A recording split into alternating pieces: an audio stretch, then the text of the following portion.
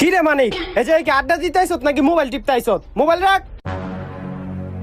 আচ্ছা বন্ধু খারা, আমি একটু পোশাক করে আহি। যা।